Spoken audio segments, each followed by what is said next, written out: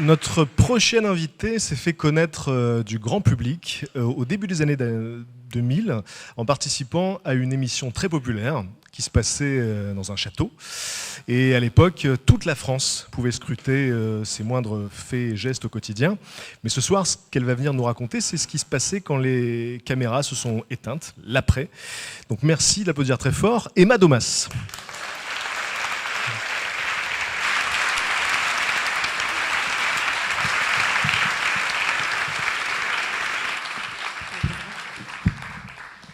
Bonsoir à tous. Alors d'habitude, j'ai pas l'habitude de raconter ma vie comme ça, plutôt en musique, plutôt en chanson, donc ne m'en veuillez pas si j'y mets un petit peu de métaphore, un petit peu de littérature, c'est ma petite pudeur. Donc je vais commencer par vous dire que j'aimerais vous embarquer dans un voyage sur un bateau. Est-ce que vous êtes prêts à embarquer ? Ouais. Alors je vais vous raconter l'histoire d'un naufrage. Vous inquiétez pas, tout va bien se passer. Voilà, donc comme vient de le dire Patrick, vous m'avez connu, enfin pour ceux qui me connaissent, il y a 20 ans dans une émission de télécrochet, la Starac. Moi j'avais 18 ans, j'étais une toute jeune fille et je venais vivre mon rêve à la télé, je venais vivre mon rêve à Paris. Alors non, je ne vais pas vous raconter ce soir les coulisses de la Star Academy, j'en suis désolée si vous attendiez à ça.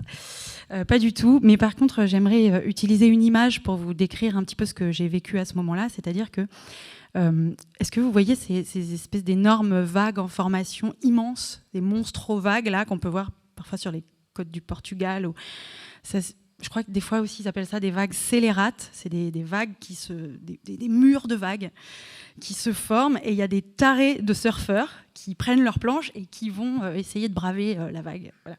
Nous, on a vécu un peu ça à l'époque, sauf qu'on n'est pas surfeurs. Donc voilà, il a fallu y aller en équilibre. On se fait prendre dans une sorte de tambour et on y va et on avance et on ressort de là, on est complètement lessivé, sans dessus-dessous. Mais on a quand même une petite expérience de la haute mer après ça. Et c'est plutôt très cool ce qui se passe juste après. En tout cas, pour moi, ça a été une grande chance puisque après cette émission, j'ai signé dans une grande maison de disques. J'ai sorti des albums. Je suis passée à la radio, je suis passée à la télé, je suis partie en tournée. J'ai eu la vie d'une pop star, en tout cas telle que je la rêvais quand j'étais petite. Mais très vite, je me rends compte que la vie de pop star, c'est pas un long fleuve tranquille en fait. Parce que finalement, on est quand même pris dans une sorte de système. Et très vite, je me rends compte qu'il faut que j'apprenne à naviguer dans l'aquarium à requins. Ça veut dire beaucoup de tentatives de manipulation, beaucoup de formatage, beaucoup de cadres. Ça veut dire que, en gros, j'ai dû essuyer pas mal de trahisons, pas mal d'échecs. Pour rester droite dans mes bottes, ça a été vraiment très très difficile. J'essayais de faire les bons choix. Et puis il y avait les mauvaises rencontres. Et puis il y avait les amitiés factices. Et puis il y avait les amours éphémères, parfois toxiques, parfois très violents. Et puis il y avait les addictions, l'ego, d'autres addictions. Tout ça, c'est vrai, ça existe. Et au bout de presque 10 ans, finalement, je me suis rendu compte que j'avais atterri progressivement sur une île déserte, un peu à poil, parce que tout ce que j'avais essayé de construire dans ce système-là s'était effondré.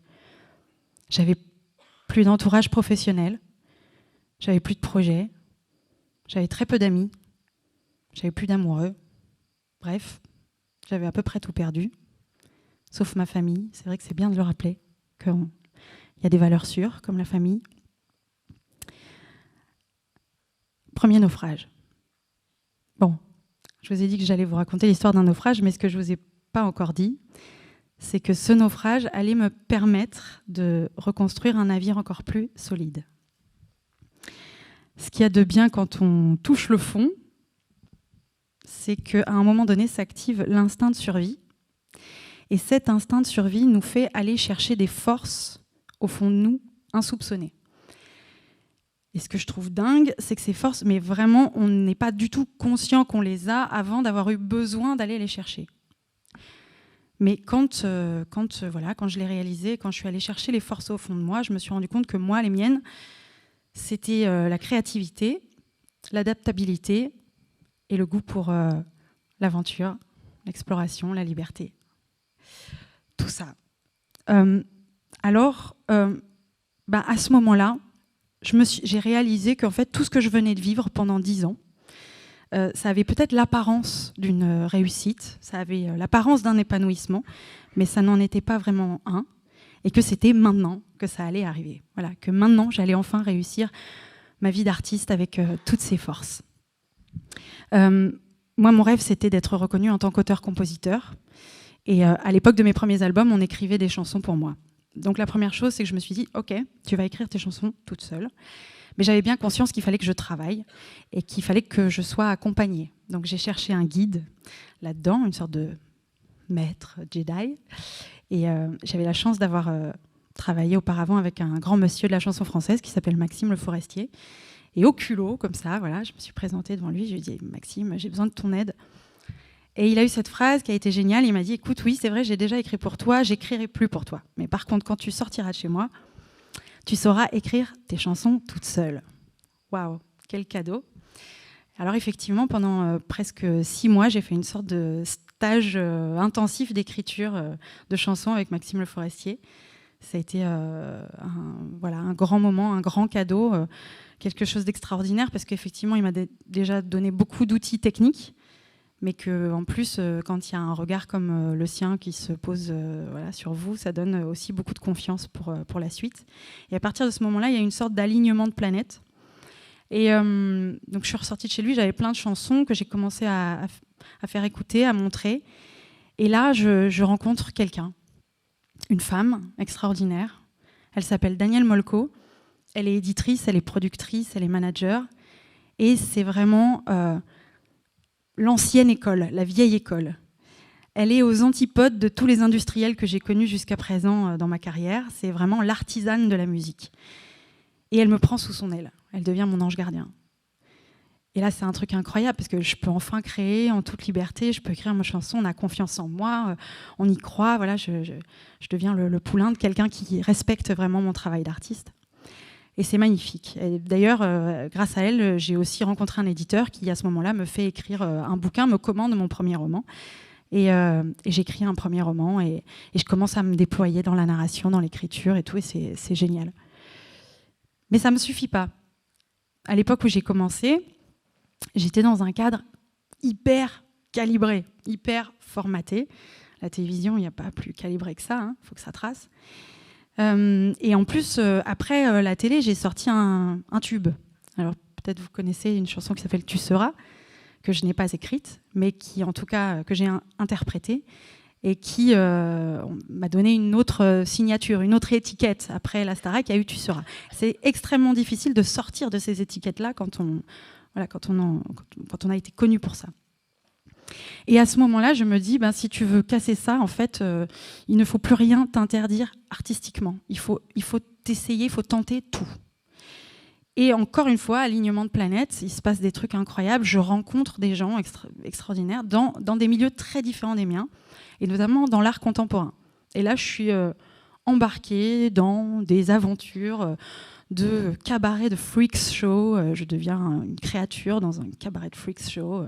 Ensuite, il y a un artiste contemporain qui m'appelle pour élaborer une œuvre sonore complètement dingo.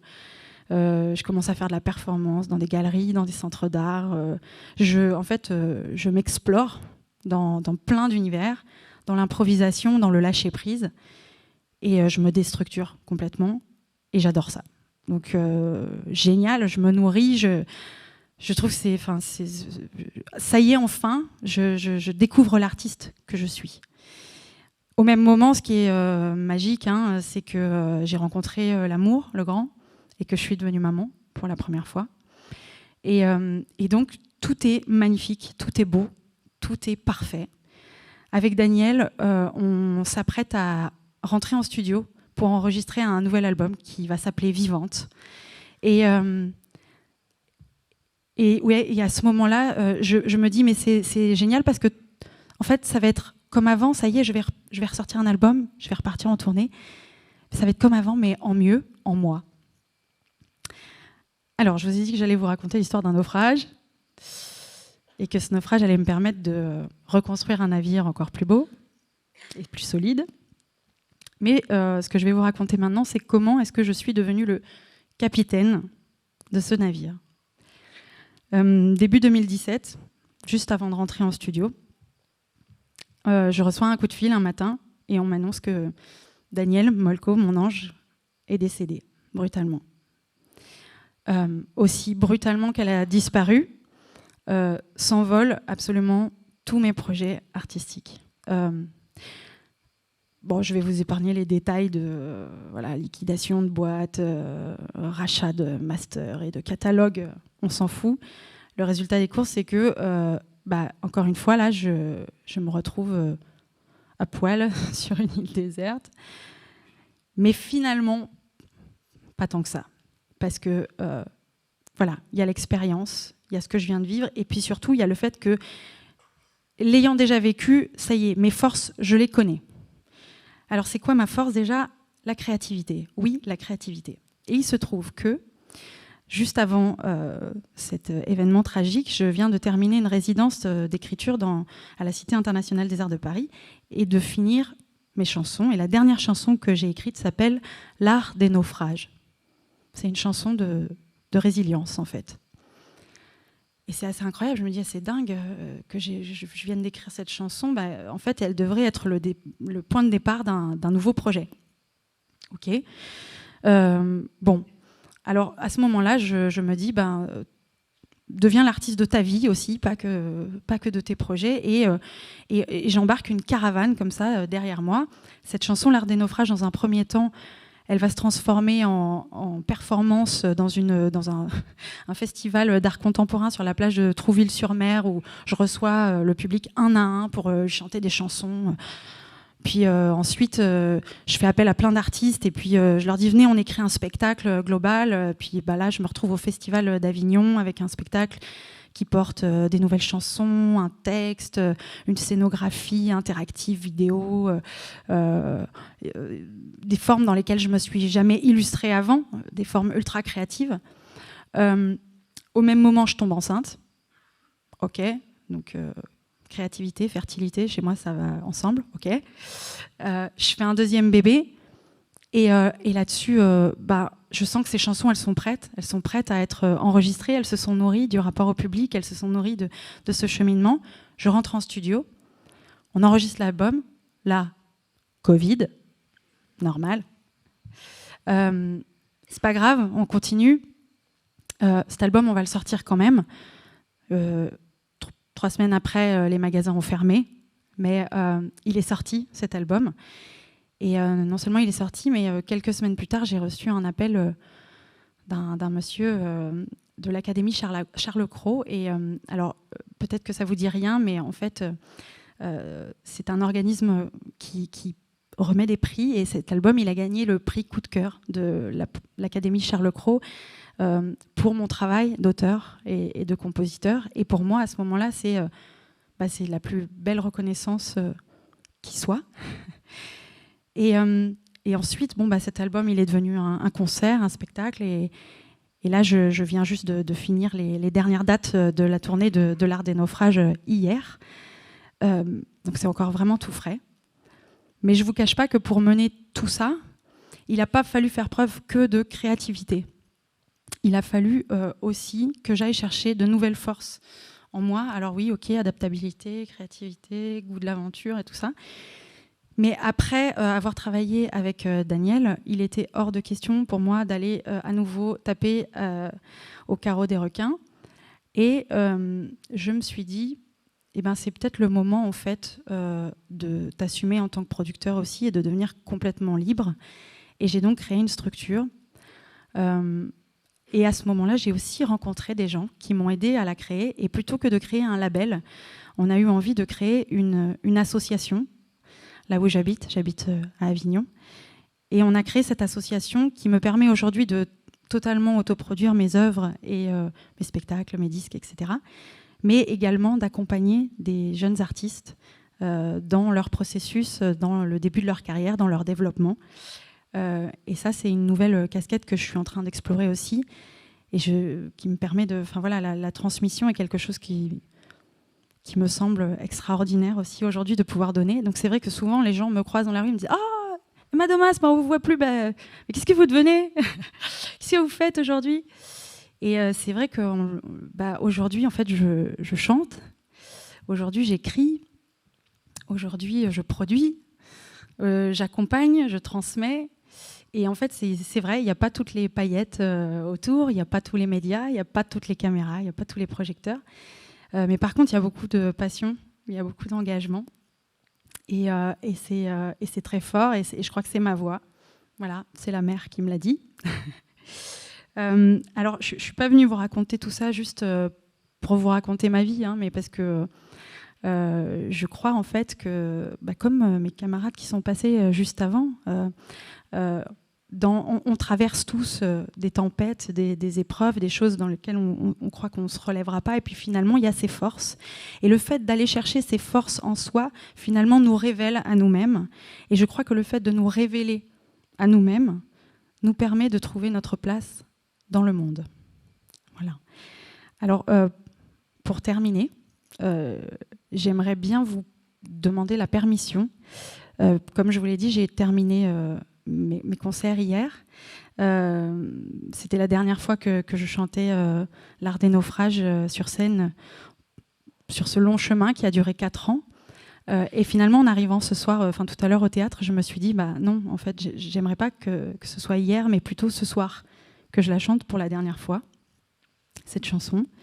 Je peux ? Merci. Il était clair, le grand large, qu'il était fier mon bateau. On en a bravé des barrages, passé de vagues chaos. Mais la tempête a bardé, voyez mon voilier déchiré, rien à sauver. Et puis la vie s'éveille dans le plus simple appareil, elle paille, s'étire au soleil. Un jour la vie se lève, déplie ses voiles en dentelle, et la mer m'appelle. Mon corps qui s'agite, mon cœur qui palpite, c'est l'art des naufrages, un souvenir, un message. On en dévoilera des visages, on en verra des vaisseaux, vers des cieux, vers des rivages qu'on a cru trop loin, trop haut. La tempête pourra barder, tout déchirer, pour avancer, recommencer.